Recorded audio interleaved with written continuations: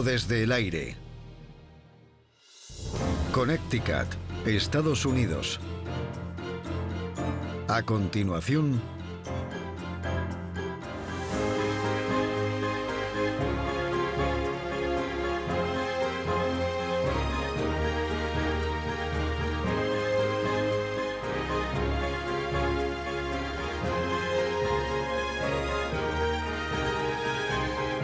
del circuito de Lime Rock al faro de Faulkner.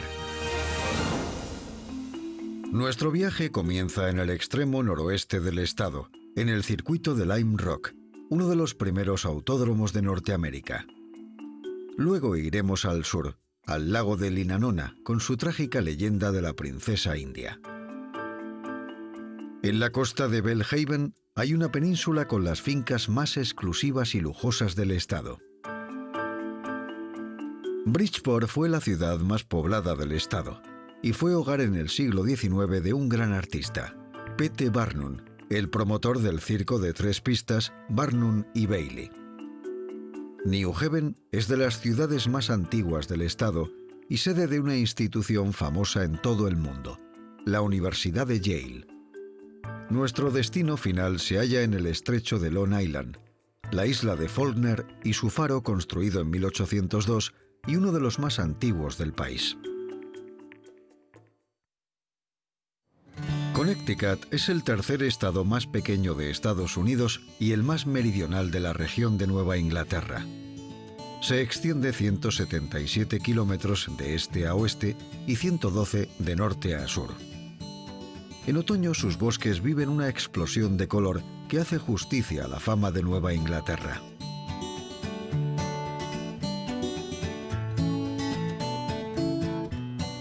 Y aquí, en el poco poblado noroeste del estado, el paisaje lo crean estos bosques, con rápidos ríos que atraviesan sus valles. Por eso nos sorprende sobrevolar una colina y encontrar un circuito de carreras.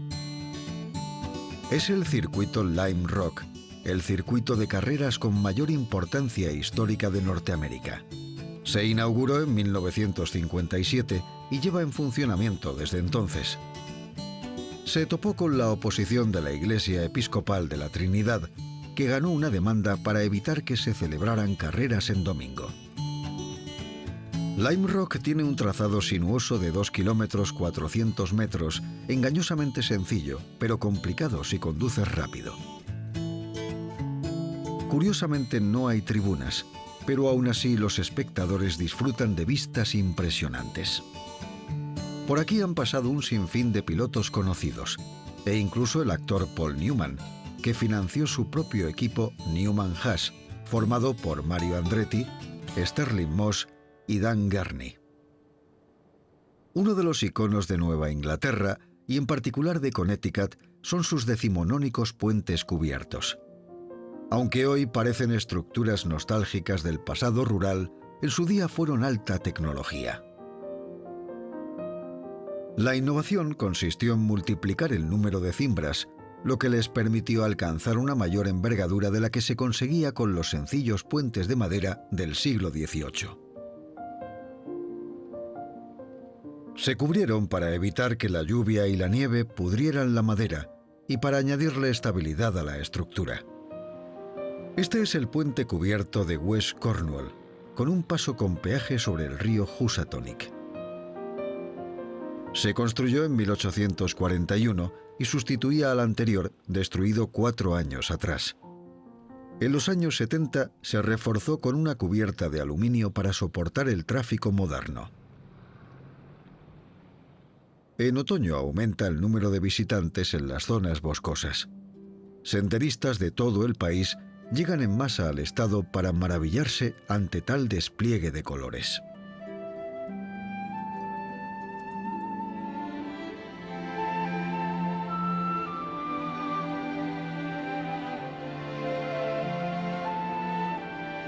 Solo ciertos árboles producen este tremendo espectáculo, entre otros cornos, robles rojos, arces, nogales americanos, abedules y olmos. Este cambio requiere de un terreno y un clima idóneo. Los días soleados, seguidos de noches frías, detienen la producción de clorofila, la sustancia que produce el color verde de las hojas, y eso permite que las coloreen otros pigmentos, como el naranja, el amarillo, el rojo y el morado. Junto a este impresionante paisaje hay antiguas ciudades coloniales como Litchfield, que se fundó alrededor de 1719. A finales de ese siglo se convirtió en una de las ciudades punteras del noroeste de Connecticut, lo que hizo que se construyeran magníficos edificios como esta gran iglesia clásica, además de casas de ladrillo y madera. Pero vivió un declive en los años posteriores, a comienzos del siglo XIX, debido a la escasez de agua y de vías férreas necesarias para su expansión industrial. Por eso, el pueblo se convirtió en un lugar apartado hasta que fue redescubierto a principios del siglo XX como destino vacacional, y se puso de moda tener aquí una segunda residencia. La ciudad volvió al estilo neocolonial y muchas de las nuevas viviendas se pintaron de blanco, dejando las contraventanas negras tan típicas del periodo. A pocos kilómetros de Litchfield, cerca del pueblo de Bethlehem, está la abadía de Regina Laudis. Esta comunidad se fundó en 1947 y está compuesta por 37 mujeres con gran diversidad de trasfondos personales y profesionales. Ahora que tantos monasterios cierran sus puertas debido a la falta de interés por la vida religiosa, esta abadía es una comunidad llena de vida que crece de forma constante, aunque por desgracia ya no hay sitio para más jóvenes que deseen iniciar una vida monacal. Gracias a la generosidad de amigos y fundaciones privadas, se han recaudado fondos para renovar y aumentar el tamaño de la abadía. Este monasterio de clausura de hermanas benedictinas que cultivan la tierra y celebran misa a diario es único en Estados Unidos.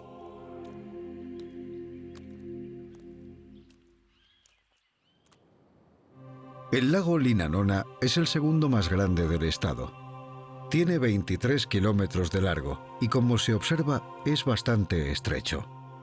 En su extremo norte está el pequeño parque estatal Lover's Leap y el afloramiento rocoso, pieza central de la trágica leyenda de la princesa Linanona y el joven hombre blanco. Cuenta la leyenda que paseando por el bosque junto al río, esta princesa de 18 años se encontró con un joven enfermo al que llevó a su casa para cuidarlo. Cuando se recuperó, nació el amor entre los dos y desearon casarse, pero el padre de ella, el jefe Waramog, lo prohibió. Luego accedió y le pidió al hombre blanco que regresara a su pueblo, les contara su inminente matrimonio y regresara después del invierno. Como no regresaba, el padre le concertó matrimonio con uno de sus guerreros. La princesa, afligida, se marchó en una canoa, decidida a poner fin a su vida en la cascada del afloramiento rocoso. Ella estaba resignada a su destino cuando el hombre blanco apareció en las rocas y la llamó. Saltó para salvarla, pero era demasiado tarde. Abrazados cayeron por la cascada y murieron ahogados.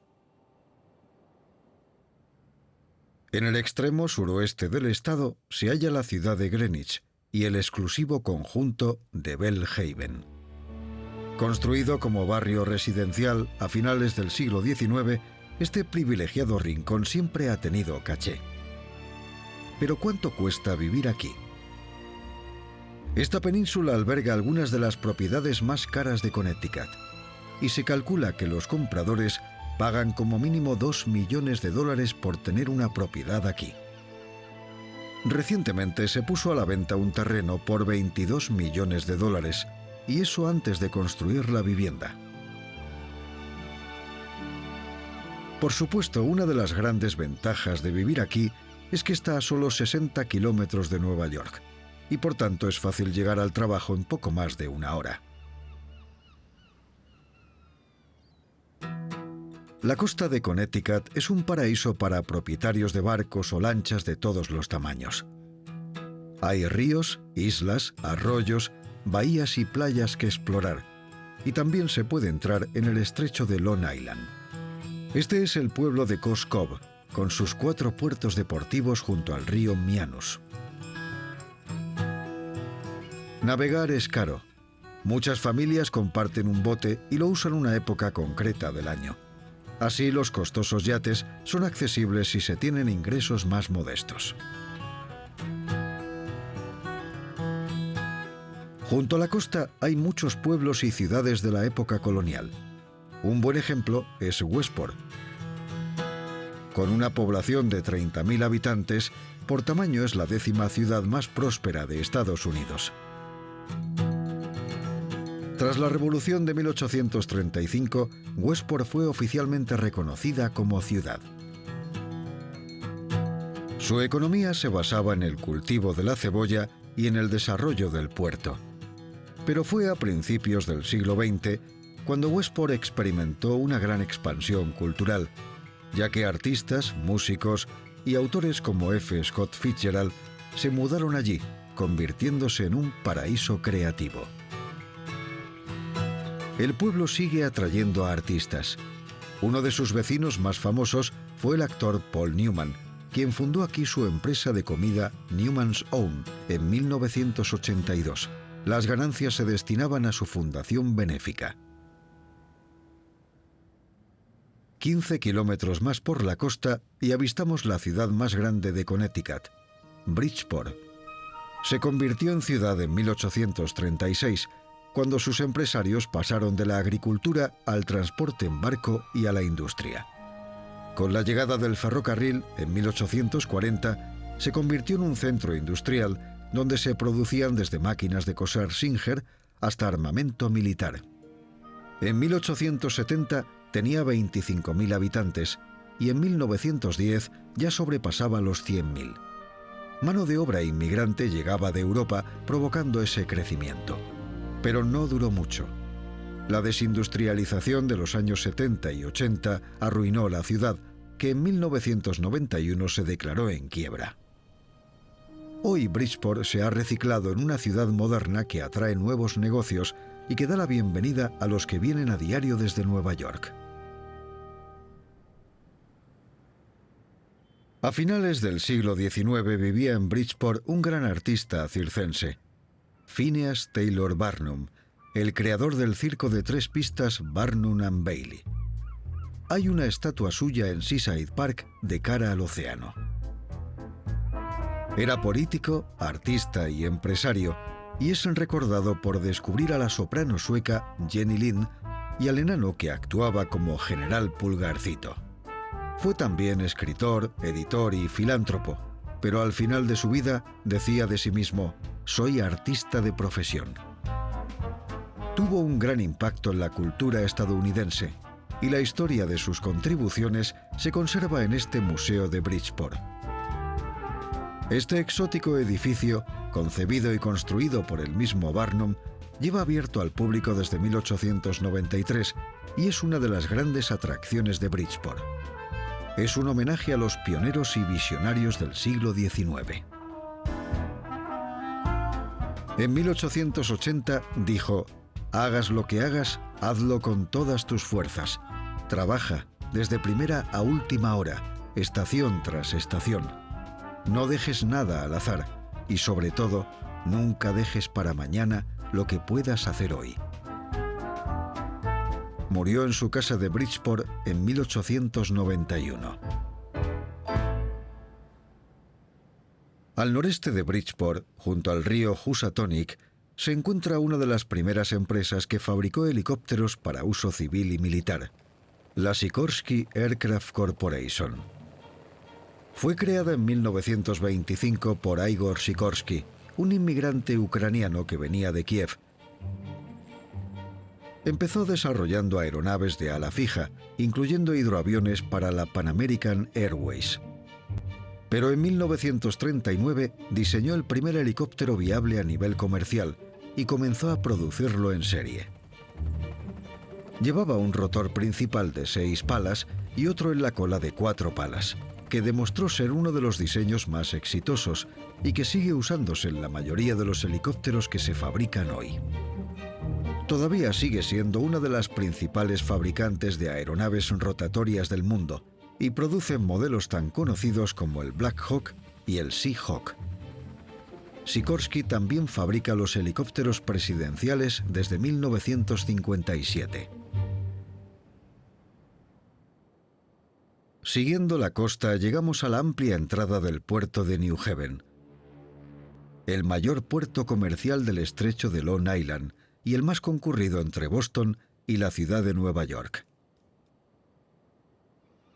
Durante la Guerra de Independencia americana, los colonos protegieron este puerto de los británicos. A principios de 1776, la colonia de Connecticut encargó la construcción de un fuerte en una zona rocosa que sobresalía al mar y lo llamaron Fuerte Black Rock. Esta construcción se instaló aquí en 1976. En 1863, durante la Guerra Civil, se construyó un fuerte más grande detrás del antiguo, por si los sureños asaltaban el puerto, pero esto no ocurrió y más tarde fue abandonado.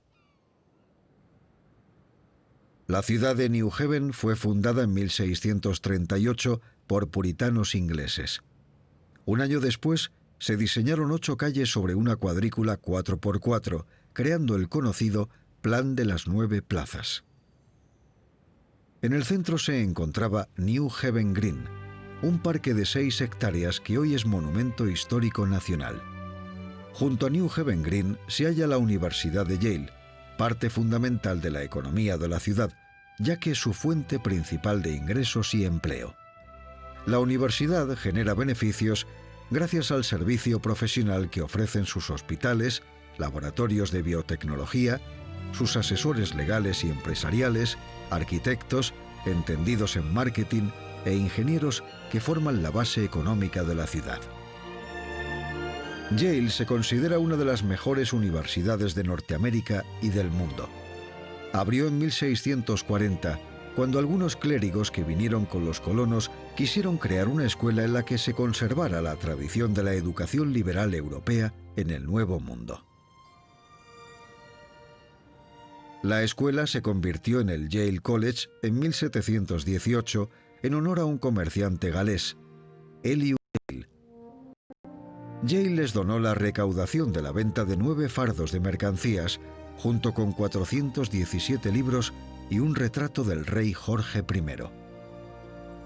En Yale se han formado 5 presidentes estadounidenses, Bill Clinton entre ellos.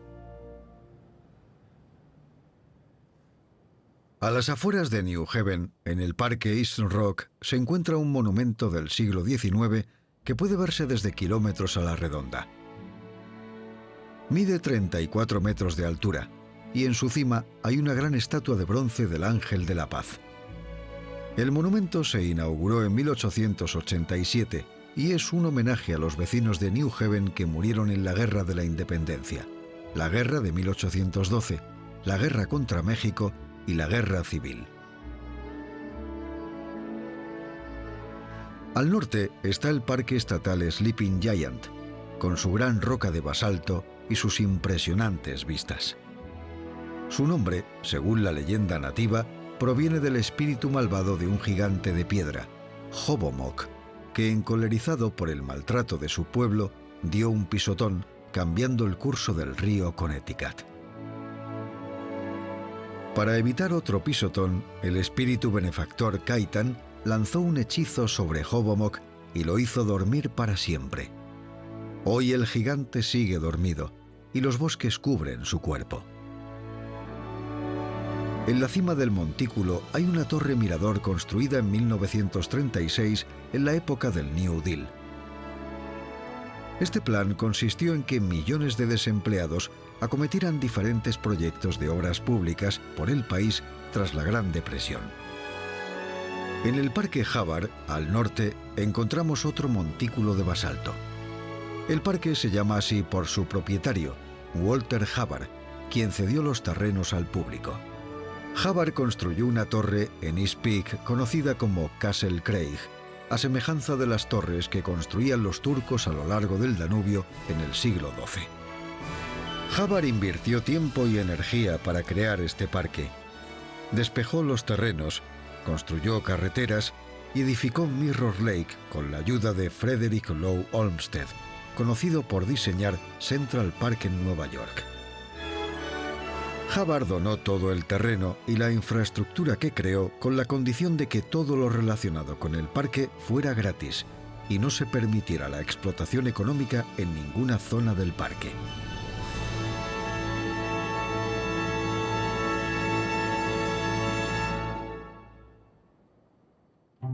De vuelta a la costa, junto al pueblo de Stony Creek, hay un archipiélago de pequeñas islas en el estrecho de Long Island.